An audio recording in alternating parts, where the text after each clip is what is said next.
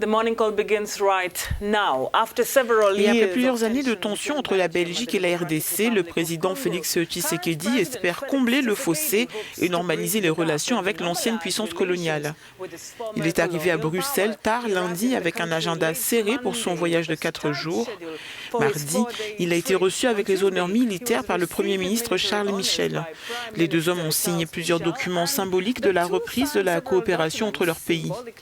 Le président Tshisekedi a également rencontré des membres clés du gouvernement fédéral au palais d'Egmont et s'est ensuite rendu au palais royal pour y rencontrer le roi et la reine. Ce mercredi, il doit rencontrer des représentants de l'industrie du diamant à Anvers, visiter le port d'Anvers et l'Institut de médecine tropicale.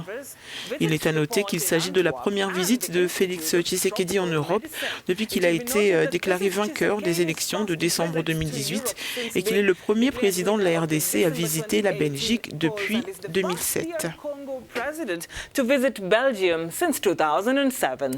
Eh bien, Linette Bachi, le déplacement du locataire du Palais de la Nation, Félix Tshisekedi, s'inscrit dans le cadre, vous l'avez dit, de la normalisation des relations entre la Belgique et la RDC, car ce n'est un secret pour personne que les relations étaient brouillées, voire tendues entre ces deux pays sous l'ex-président Joseph Kabila. Et on peut s'attendre à ce que cette visite de Félix Tshisekedi en Belgique permette de réchauffer leurs relations diplomatiques ainsi qu'économique entre Kinshasa et Bruxelles. Linette. Augustin Kabouya est le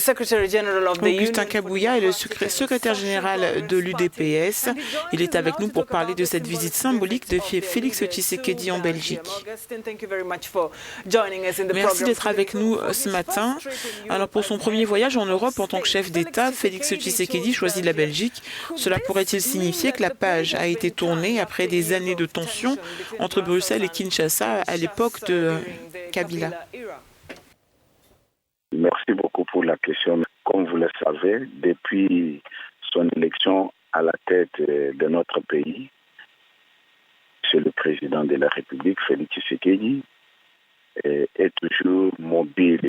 Il cherche toujours à obtenir les gains de cause pour la population de son pays. Vous avez vu les officiels belges au pied de l'avion pour lui réserver un accueil très chaleureux digne d'un chef d'État. Je pense que c'est une page tournée. Et s'il y a un pays au niveau de l'Europe qui peut être vraiment très content de l'arrivée à la magistrature suprême de M. Félix Tshisekedi, ça doit être la Belgique. Et la Belgique est en train de se frotter les mains, est en train de se réjouir puisqu'ils ont vu leurs produits arriver jusqu'à la magistrature suprême sans moindre casse ni coup d'effet.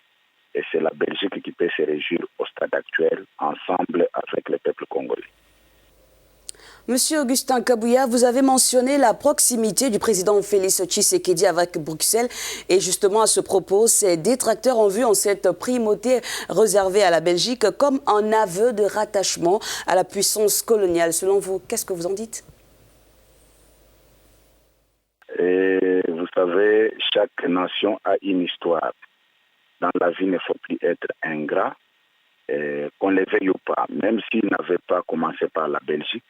Mais notre pays a une histoire commune avec le royaume de la Belgique. Et je peux vous dire que ça n'a rien à voir avec tout ce que les détracteurs peuvent penser. Mais au stade actuel, l'homme a montré à la face du monde de quoi il est capable et qu'est-ce qu'il pense faire pour son peuple. Il faut néanmoins reconnaître qu'avec la présence d'autres pays comme la Chine aux côtés de la RDC, la Belgique n'est plus le partenaire privilégié qu'il était autrefois. The Kingdom of Belgium is no longer the privileged partner it once was. What do you think about this, Augustin? Oui, à l'ère de la mondialisation, je pense toutes les nations sont utiles pour notre développement sur le plan économique. Et il n'y a rien à craindre si la RDC a ouvert son économie à toutes les nations du monde. C'est tout à fait normal. Nous sommes à l'ère de la mondialisation où tout doit se passer dans une forme de la compétition. Mais l'essentiel est que notre peuple puisse se retrouver dans tout ce qui se passe à travers tous nos partenaires.